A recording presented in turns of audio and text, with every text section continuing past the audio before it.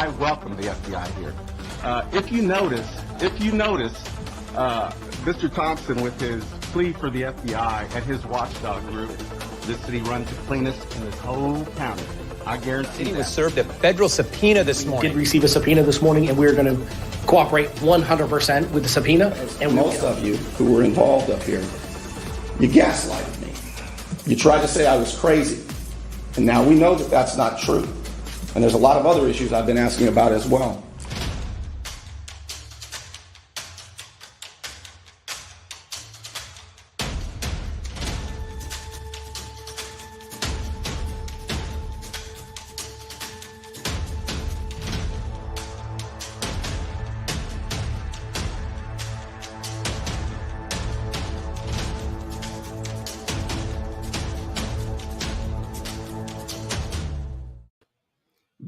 Big news out of Tallahassee yesterday. Andrew Gillum has been indicted. I have been waiting for this day since 2017. And I knew about Andrew Gillum because I knew about Erwin Jackson, Dr. Erwin Jackson out of Tallahassee, the Tallahassee truth teller, who about a dozen years ago began going to the Tallahassee City Commission meetings and outlining the criminality that he saw, the corruption that he was seeing. And he did it by name. And it didn't make him happy. I mean, at the time, I believe it was Mayor Marks. And then a few years later, it was Mayor Scott Maddox. And then in 2017, it was Andrew Gillum. And I had been hearing about the trips and the gifts and the graft and all of this. And to my surprise, he was the gubernatorial candidate running against Ron DeSantis in 2018. And Ron DeSantis only won by about 0.5%. It was that close. Soon afterward, of course, Andrew Gillum was found in a hotel room, naked, passed out high, overdosed, with a male prostitute, And so we missed it by that much. And in my opinion, we can thank Dr. Erwin Jackson for making a little bit of a difference, enough of a difference, perhaps, to avoid Andrew Gillum as governor, but certainly to get the FBI's attention and to lead to the arrest yesterday. Boy, I tell you, it took a long time. What do they say? The mills of the gods grind slowly, but ever so fine. Well, Dr. Jackson has exposed the corruption of 3 mayors and others in Tallahassee. And two of them have been arrested. One of them, Scott Maddox, what is he doing now? Time. That's what he's doing now. He's doing time. He's in prison. And I'll bet you a cigar that that's where Andrew Gillum winds up. So I want to show you the news story, and I want to bring Dr. Jackson on the show with us and show you him in action as well. But look at this. Here is part of the news story from yesterday. Andrew Gillum charged by feds for wire fraud, making false statements. Here is about halfway through this paragraph. The indictment alleges that between 2016 and 2019, defendants Gillum and Letman Hicks conspired to commit fraud by unlawfully soliciting and obtaining funds from various entities and individuals through false and fraudulent promises and representations that the funds would be used for a legitimate purpose. The indictment further alleges that the defendants used their third parties to divert a portion of those funds to a company owned by Letman Hicks, who then fraudulently provided the funds, disguised as payroll payments, to Andrew Gillum for his personal use. Both defendants are charged with 19 counts of wire fraud. Gillum is also charged with making false statements to agents of the Bureau of Investigation, to the FBI. So there's the story that I saw yesterday. I couldn't believe it. I want to show you, before I bring Erwin Jackson on, I'd like to show you what he's been doing. This is Erwin Jackson in 2017, when Andrew Gillum was the mayor of the Tallahassee City Council. Here is what he told them. Let's take a look at this. Unagended speakers. Treasurer Clerk, are there any speakers? Yes, Mayor, we have 3 speakers. The first is Erwin Jackson, then Harry Brown.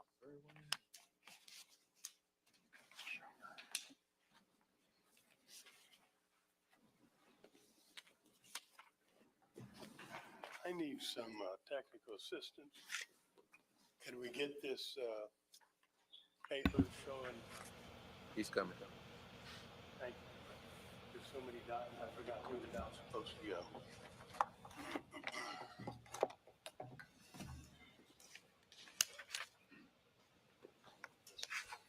Mhm.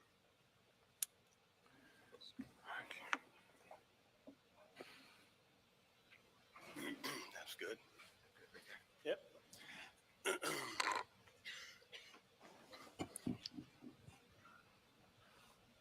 You got it all? My name is Erwin Jackson, 1341 Jackson Bluff. What I'm holding here is a poster that I brought to the City Commission 7 years ago when I was discussing corruption and self-dealing by ex-mayor John Marks and City Commissioner Scott Maddox. How to make millions as a mayor of Tallahassee, land deals, lobbying, loopholes, and looking the other way. Now, Scott and John were certainly involved in self-dealing, but each member on this commission were guilty because you looked the other way. Back then, it continues today. Scott attempted to ridicule me by saying Jackson's just a city hall critic. Don't believe him. No one listens to him anyway. Tallahassee Democrat was all too quick to provide cover for you, Scott, and for this commission. Well, Scott, you were proven wrong again. A number of individuals are listening to me.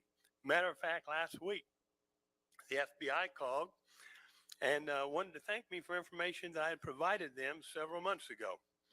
I talked to them a lot for almost 2 hours on the phone, and they listened very intently.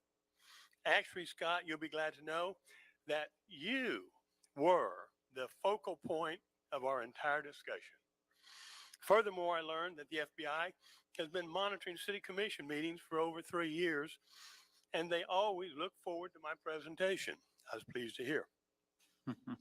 Several months ago, I sued Scott over a residency issue. The interesting part of that is the lawsuit allowed me to get him under oath.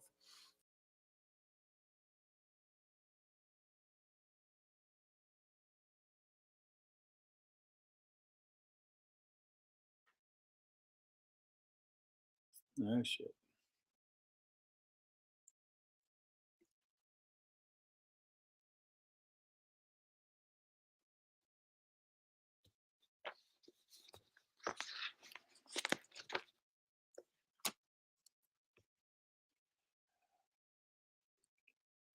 Can't hear. That's my fault, Dr. Jackson. I told him, I told Erwin, I've got it handled. You don't worry about a thing. I'll push all the buttons. Now that scares the ever living out of Miss Sarah Moon. There you right go. now.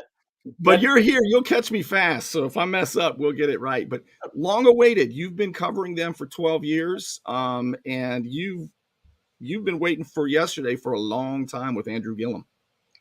I certainly have. Like I was asked, what does this mean? And I told them, to me, it's kind of like it's one more nail in the coffin of the corrupt politicians that we've had to deal with for 20 years.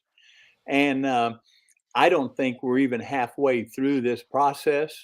I've been amazed that so many people, elected officials and some business owners are continually wanting to say, this is it. We're over. It's, we got Scott. That's it.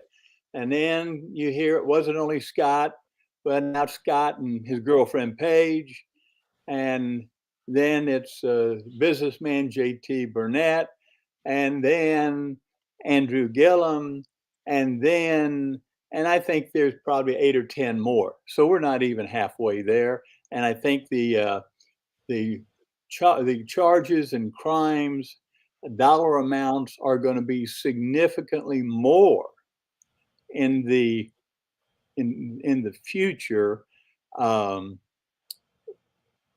Criminal actions that we're going to be seeing by the FBI and the U.S. Attorney's Office. Erwin, we all call you the Tallahassee truth teller. There's a shining a light on Tallahassee corruption. You're not a member of the press. You are not a law enforcement officer. You don't have they haven't stolen from you or taken your property. You're a man of means. Why in the world are you all over these guys for the past dozen years? Well, they have stolen from me to some extent. I own houses, rental houses. I have college students that live in a number of these houses. I got quite a few of them. And I watch these students come to Tallahassee. A lot of them have part-time jobs. They do this. Their parents are sending up here. They send them a lot of money to come up here to get an education. And basically, I'm a tax collector. They go out and work. Then I have to pay taxes. Well, where do I get the tax money? I get it from these students. So once I take that money and I deliver it to City Hall, and it's a lot of money, it irritates me to no end when I see an arrogant mayor think that his job is to steal from these college students who are working so hard and they're having to pay the taxes. And I just collect them and pass them on. So that's why I take it so personal. I pay my fair share, but these students, it's harder for them to pay. So we have to watch what they do with our dollars in government. And there's too much waste. And the more I looked, one thing followed after another, whether it was a biomass plant scam or it's this scam or that scam. And most of the folks that I followed, if you just watch them, their arrogance gets them in trouble. And, if you have very little money and you're taking trips all around the world, that doesn't look good. You'd ask the question, where did that money come from? You buy a real big house and Andrew Gillum is making $75,000 a year as a mayor. He can't afford that house. Right. So where's the money coming from? Well, we just found out. It's incredible how brazen they are and how they circle the wagons. And one of the things I love that you had to say was all of you are guilty because none of you, all of you knew about it. It reminds me of the famous scene in Casablanca, right? I'm shocked to find gambling going on here. Here's your winnings, sir. When we get back from this quick break where I thank my sponsors, I want to ask you, there were 3 mayors. 2 of them have been arrested. That is a record that is unbelievable. I want to ask you about how long it took, the uphill battle, and some of the details right after this. It's a hot time in Florida, and my friend Ryan can make sure your air conditioning is running at peak efficiency. He could even install a new one, built to a higher standard, American standard. Find out more at pcairrepair.com. Hand caught in the cookie jar? Sometimes bad habits continue even into adulthood. I'm El Saline, 850-215-0628.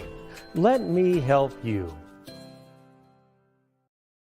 So, Erwin, when you first started going to the Tallahassee City Commission meetings, I believe the mayor was Mayor Marks. Correct. And it's an incredible story, and we're going back a ways. But if you want to tell it, I'd love to hear it. Well, I don't know what aspect of the story. I will say this about John Marks. I'm 2 for 3, but I've got a decent shot at getting 3 for 3. What got my interest is when he was a mayor, he approved I think it was a $62 million no bid contract. Now, most mayors don't go around giving away $62 million without putting out a bid. The bid went to Honeywell. Because that raised the question, how did I know? Well, $62 million bid, I think most people would pay attention, say there's something going on. Well, he got hired to be a lobbyist, work for a legal firm out of Miami. Now, this legal firm, guess what? They represented Honeywell. Guess what? The $62 million went to Honeywell. And then the law firm was paying our mayor for working down in Miami as a consultant for them. You look at that and there's a problem. Right. It doesn't take long to figure it out. Now, an update, the mayor, who's no longer mayor, he did decide he had enough talking to me and he left. He's working out of Quincy. with a commissioner over there in Quincy, Florida. This is And John guess what? Marks. John Marks. And they're doing the same scam in Quincy, Florida on smaller dollars than what they were doing here 10 years ago. Wow. So the FBI has been they're well aware of what's happening 10 years ago. They're very aware of what's happening right now. So then Scott Maddox becomes the mayor, and oh my goodness, you'd go up there and you would explain what he was doing and who he was doing it with, and they would all laugh at you, including the newspaper called you a gadfly. And Scott Maddox said, everybody knows you're lying, but we have to put up with you. It's a shame public service has come to this. And, you know, some people believed it, or when some people thought you just didn't like him. A lot of people felt that way, and including the editor of the local newspaper. He came out and said, well, Jackson, the only reason you don't like Scott Maddox is because he's a better businessman than you. Then he said, Scott Maddox said that I was mentally ill and that I needed help. One time he called the police to come up and remove me from the podium. These things went on. And when he said publicly that I was lying, that I was a liar, then I told him, then this is going to be a blood sport. Someone's going to win, someone's going to lose, and everyone in Tallahassee is going to know who won and who lost. And as I sit here free and enjoying the evening with you, he's in prison. I'm just disappointed he probably can't get this fed into his cell right now. But well, this is what you saw in the newspaper. 44 counts. That must have, I mean, you talk about vindication, Erwin. I mean, that had gone on for, let's see, 2010 or so. You started going to the meetings. About 8 years, you must have at times felt like you were just beating your head against the ground and not getting anywhere. Why would you keep doing it? Absolutely. Well, I think committed. I'm fairly competitive. I want to win. I want the good guys to win. I want the little guys to win. Going up against City Hall, going up against 20-year entrenched politicians. When you have the truth, that's all I had is the truth and the will to not give up. Another saying I've always thought of, you're never going to lose until you quit. So I knew I wasn't going to quit, and I was praying that I might actually win this thing. But I did have some doubt. I had no doubt I was never going to quit.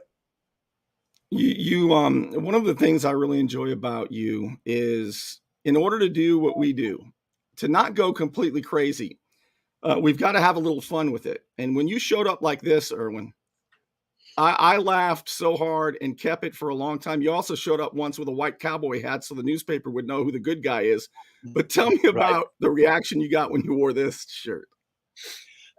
Well, I wore that for a couple reasons.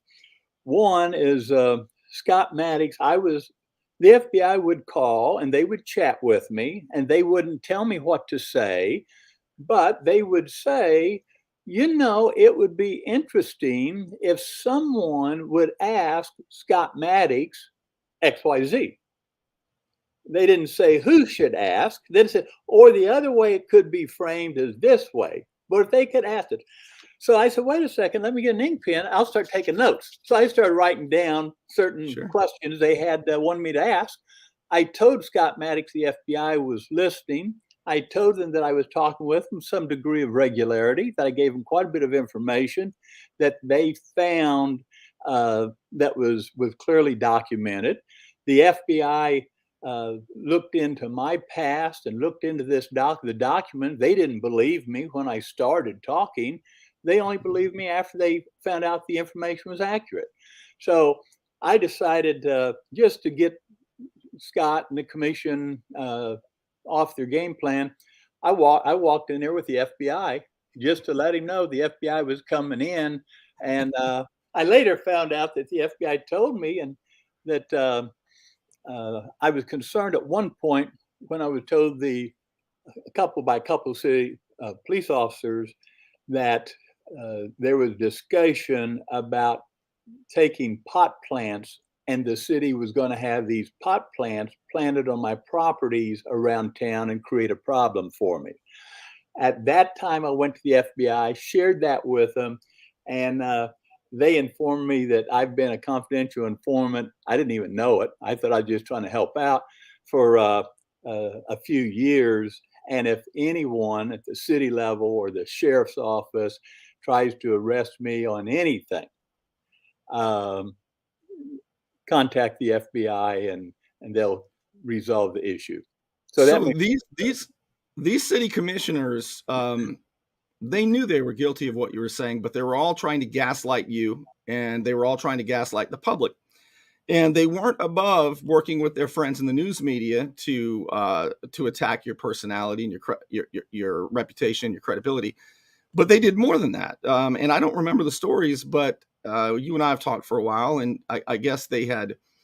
Did they intimidate your family? Did they follow you around? I mean, what lengths did they go to try to stop you? Well, this is very interesting. And that's when I said, okay, I mean, Scott Maddox was going to fight back. You knew he was. He had too much at stake. This was the only source of income he had, was stealing from the public.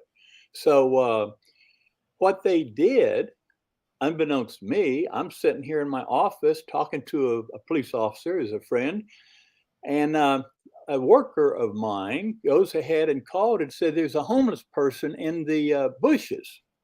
And I said, well, the house is rented. Go tell the homeless person that she can't be there. This guy, my helper, walks over. And as he walks over, this woman jumps up, crawls out from under the azalea bush and where she was hiding, ran to the street.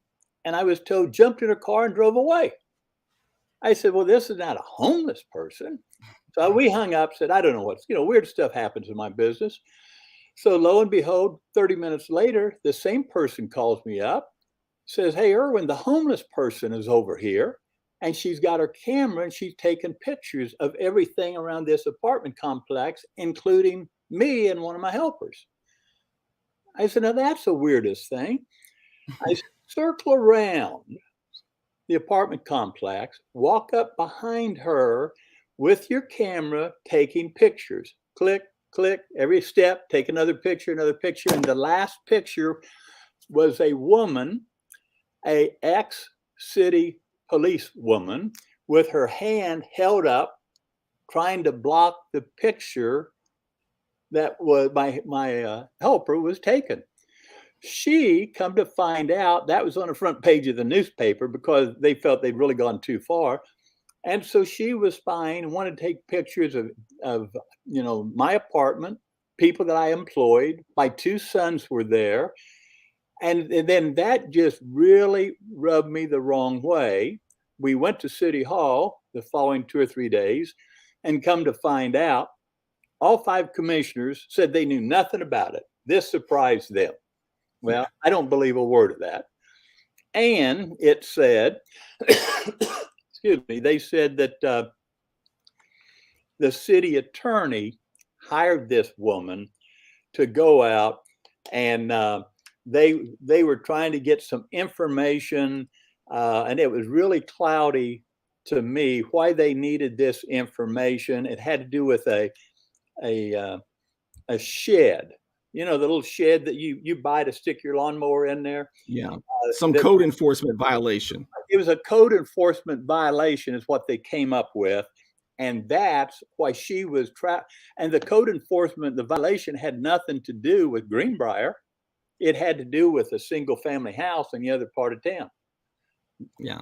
A decision was made by the city commission, bottom line, is that a private citizen, Tallahassee, cannot be spied upon by the city commission unless the 5 city commissioners all vote to allow that to take place. So, we started a new ordinance. So Scott Maddox, the second mayor, and he was a commissioner later, he gets arrested. He's in prison. Now let's fast forward to yesterday. And this guy, Andrew Gillum, who barely lost to Ron DeSantis in the 2018 gubernatorial race, I wrote in 2019, this is January 2019, here's what I wrote. Today would be a great day to arrest former corrupt Tallahassee Mayor Andrew Gillum. Here he is with his rich lobbyist friend to whom he voted to give millions of dollars. Just wait until you hear the details of the extent of his criminality. Whether they're Republican or Democrat, we should stand against local corrupt politicians. Hashtag Tallahassee crime family. So they finally got around to it yesterday, Erwin. Long awaited. Tell us about it. Well, they did. Now, this will be really kind of news. When I heard about it yesterday, I was surprised. Okay. Mm-hmm. I said, that's not my understanding of what's supposed to happen with this series of investigations. J.T. Burnett went to prison, the businessman. All right. He went to prison. He was fined $1.25 million and he was given 3 years in prison. Okay. He is not talking, he's not going to turn on anyone.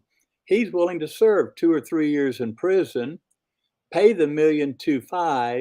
He and his wife currently own about $500 million in True Leaf stock. Okay. $1.25 million he's not worried about. Well, wow. What I thought was going to happen is the powers that be were going to put more pressure on J.T. Burnett to flip on Andrew Gillum.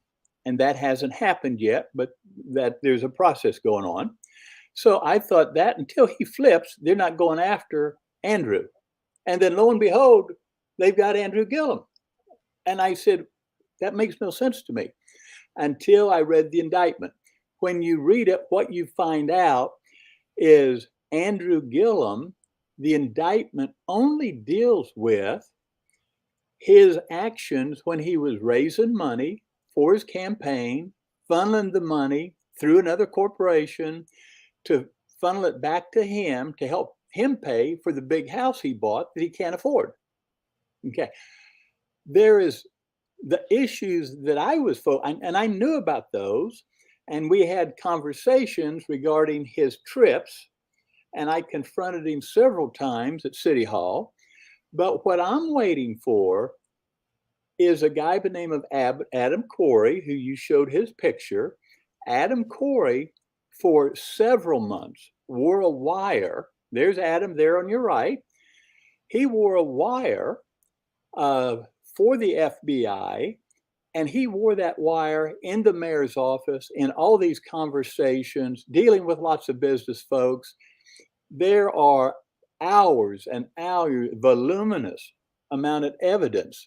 None of that is in this indictment. Right. This is a small part. Let's take a look real quick of just a minute or two of the most powerful lawyer in Florida, John Morgan. John Morgan raised a boatload of money for Andrew Gillum. And I got to tell you, Erwin, I wouldn't be surprised if when the FBI knocked on the door, they didn't tell Andrew Gillum, John Morgan sends his regards. I mean, he has the juice to get this kind of stuff done. Listen what John Morgan said about how Andrew Gillum stole money from him. And this is what was alleged in the indictment. Listen to this. Phil Levine and any of them. But what happened was we raised him a lot of money. We raised him a whole bunch of money, and we kept raising money and kept raising money. We got up to like $1.7 million. And then he calls them right at the very end and says, I need $250,000 more. And he was so close. I was like, why not? And as I said, the 250. When the election was over, what we realized is, number one, that he never spent the money.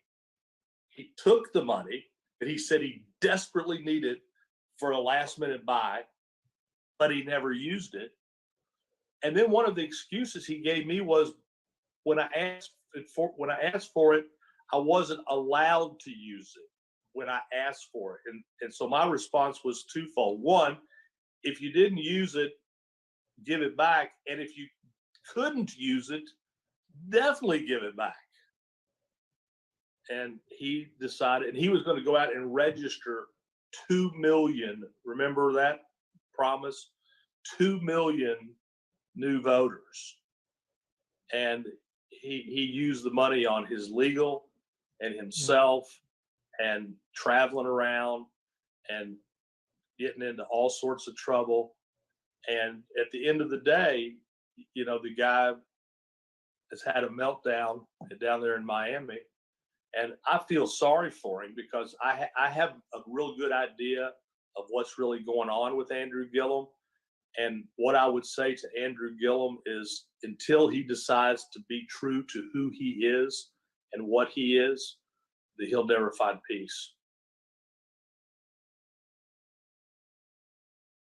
Wow, that's John Morgan, probably the most powerful lawyer, Democrat activist in Florida, and he wasn't happy with him.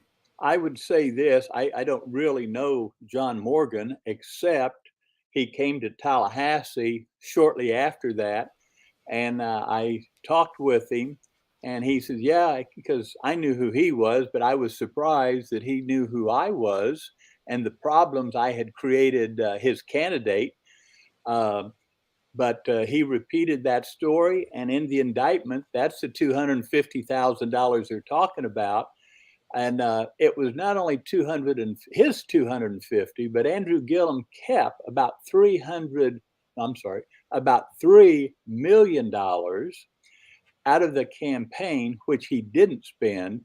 And that's what he was using to live on. He's paid a lot of his legal fees. And that's another area someone could certainly look into. You can't use campaign legal fees to campaign dollars, contributions to hire attorneys dealing with a drug problem or a prostitute problem. Do you think this is just the beginning of what we're going to learn about Andrew Gillum and what he's going to eventually be charged with, or is this everything? No, this is just, I think, and again, no one has whispered in my ear, but the FBI has 6 months, 7 months of tapes of conversations with Andrew Gillum, lots of politicians, private conversations of Scott Maddox and Andrew Gillum, of other businessmen, of other politicians, and that hasn't been shared with anyone. Is there nothing in these 7 months of tapes that are of no interest? I know a few of them that's going to be extremely interesting, and they're not in this indictment right here. So yes, Well, I think there's more to come. I'll tell you what, if he had been more successful at this, he might not be in trouble. Look at this. Tallahassee reports 2018, Mayor Gillum attempts to silence Dr. Erwin Jackson. Look at, there you are again. I've gone through this. During the same week, gubernatorial candidate Andrew Gillum approved of controversial campaign advertisement attacking fellow Democrat Gwen Graham. Mayor Andrew Gillum asked the city of Tallahassee attorney Cassandra Jackson that the city could keep a citizen from showing a 30-second video critical of him. He did not want you showing that video. What was that about? Well, there was, and this is one time. Right now, I'd have to think about it. I showed a lot of things they don't like. It could have been the trip to New York. He also took a trip and they had the rooms bugged in there. Those tapes are still available. He went down with Sean Pittman and a couple other folks down in an island trip and spent big money down there. So that's where John's Morgan's money went, to pay for some of those outings and also to buy the bigger house. The John Marks, the previous mayor, he did the same thing. They installed a kill switch, and I had to get the attorneys involved to remove the kill switch. Anytime I went up there to speak, if they thought I was saying something negative about them, they hit a button and they couldn't hear me. So I kept speaking louder until they could hear. And then they called the cops, but the cops who were standing there didn't want to remove me. I said, go ahead and take me. I'm here. Just arrest me. I begged them almost to arrest me. Wow. Because that would be a continued story. But they did back off. They didn't arrest me, but they didn't turn the mic back on either. But 2 weeks later, we had the mic back, and we're one big happy family again. Well, you are an inspiration to a lot of us, and I've been doing this before I knew you. I would do it after I know you. It's just the way I'm made. But today, this morning, I went to my city council meeting the day after your success with Andrew Gillum being arrested, and I think you'll get a kick out of my first opening comments. Here you go. Okay.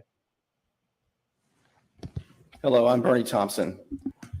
Yesterday, Andrew Gillum was arrested by the FBI.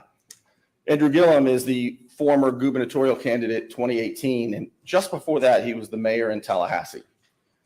The indictment alleges that he solicited money from entities and from people and then routed that money through third parties and companies and ended up stealing the money, is what is alleged, through various layers of third parties and companies and this sort of thing. Now, my question is, Mr. Mayor, have you seen anything like that going on around here?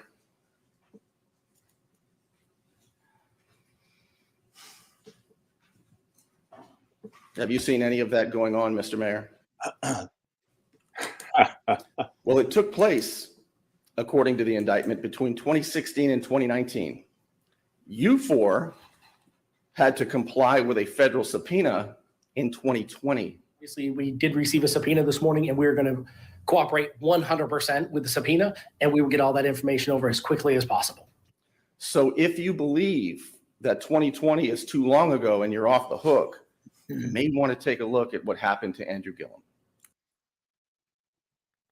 Good question. I hope that they get around to it as they have with your guys over there, Erwin. I think it's a great question you asked, and they have to provide you an answer. I've been speaking more recently. There's so many things going on. A couple of days ago, I was speaking before the city commission, and we've got one person in prison, another person who will be in prison in a few months. And it was brought to my attention that Scott Maddox, who's in prison, could send a letter to the city and request to become a registered lobbyist for the city of Tallahassee from his prison cell. And I'm saying, wait, let's put a little clause in there that says, in the ethics ordinance of Tallahassee, let's put a little clause in there that says if you have a criminal felony record dealing with financial matters and you can't be a registered lobbyist. For 5 months, I've been talking to the city commission about it, and we're making a little progress. But sometimes I don't understand how it cannot compute. I bet with 500 people and said, hey, am I doing something? Am I saying something wrong? Is this too hard to understand? We don't want Scott Maddox, who was stealing from the citizens, to become a registered lobbyist because he's lost his law degree. He's lost a lot of his property and most of it. And he has no way that he could be able to make a living legally that I can see, except come back to Tallahassee and be a lobbyist. So yesterday I told the city commission, or Wednesday, after now we have Andrew Gillum, who's already having a problem with money and his spending. What can he possibly? He's got drug problems. He's got these problems. He's got financial problems. He's a crook and a liar. Now, who the heck's going to hire him? Oh, I bet he'll become a lobbyist for the city of Tallahassee. That's the only job these two guys qualify for. Right. We're trying to change that. And do you have your T-shirt with you that you can show? Oh, yes. A few years ago, Scott Maddox was our mayor, and he went out to Las Vegas. He said he was on the city business. I couldn't tell him to say that he was a liar until Adam Corey took a picture of Scott Maddox, our mayor, conducting city business in Las Vegas with, let me see if I can get this. There you go. Okay. Yeah, we can see that. Look who he's with there. Anyway, this is his 3-foot mini stripper, and it says Tallahassee's next registered lobbyist. That's Scott Maddox as mayor, the commissioner at the time, Tallahassee, and he's got a penchant, Erwin, for midget strippers. And There's he got some in Vegas. and I don't care, and I have no problems with many strippers. I would certainly, if this young lady here wanted to be a lobbyist for the city, I've got no problem. Scott's got a criminal record, and he's stolen from us. That's right. This guy hasn't stolen from anyone in Tallahassee. So That's exactly right. I gave each one of the city commissioners one of these T-shirts to wear, and it's helped remind them that we've got a problem regarding registered lobbyists. So Erwin, looking ahead now, now that this big news, and it's huge news about Andrew Gillum being arrested and indicted yesterday. The indictment evidently was sealed for a few weeks. It was, I think, June 7th is when he was actually indicted. It's been sealed for a while. So looking ahead, do you think this makes people concerned? Because if they'll get Andrew Gillum, a Democrat darling, none of them are safe. I'm hoping.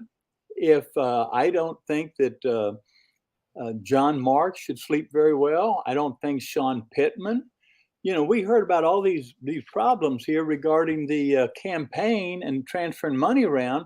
Well, who was the campaign manager of Andrew Gillum then? Oh, Sean Pittman. Sean Pittman was the bag man for John Marks 10 years ago. The names keep popping up. Yeah. And I think those, and I also think I've ran across, I've looked a little bit more into J.T. Burnett and many people. The businessman and his wife, they started True Leaf, which is the largest pot growing plant business in the United States.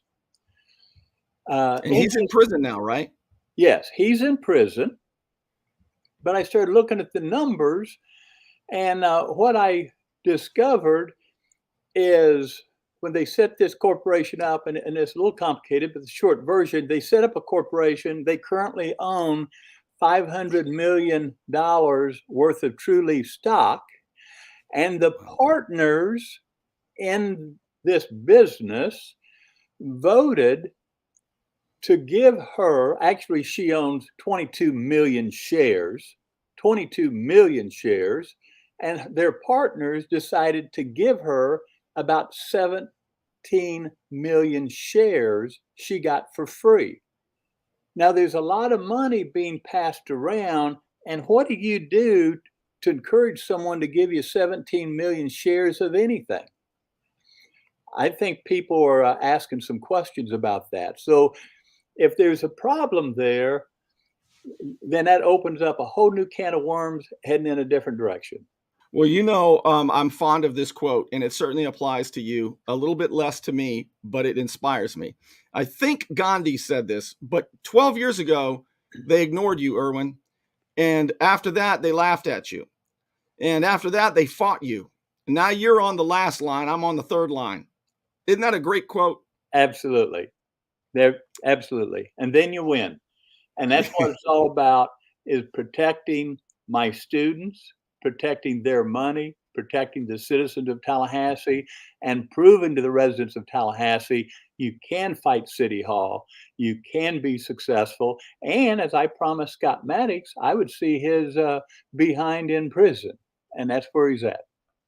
There it is, when he got indicted. I'll say one thing, even if you don't win, even if I don't win, even if you don't win, even if any citizen doesn't win, here's my philosophy.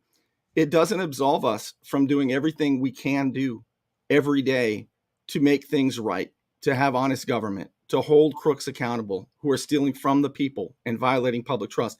People tell me all the time, Bernie, you're not going to win. And I always smile and say, that's not part of my calculation. My calculation is that does not absolve me from doing all I can do. That's what God expects of us. And if more of us did that, there'd be more winning.